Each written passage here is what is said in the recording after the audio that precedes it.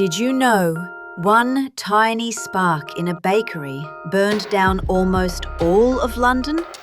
Stick around, because today we're travelling back to the year 1666 to discover how a loaf of bread accidentally set a whole city on fire.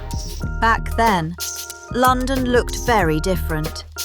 No electricity, no cars, no fire engines. The houses were made of wood, packed super close together, and everyone cooked using fire.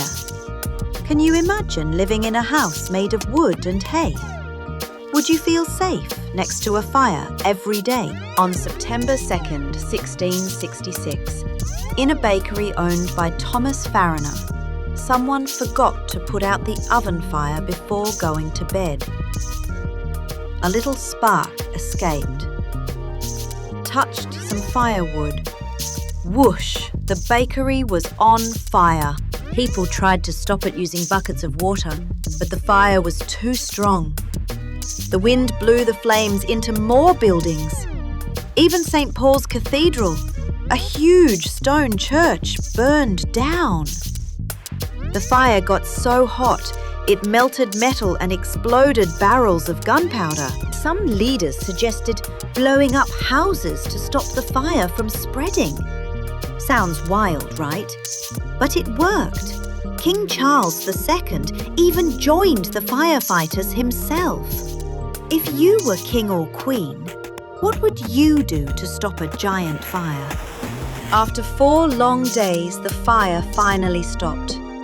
Almost 13,000 houses were gone. People lost homes, pets, and shops.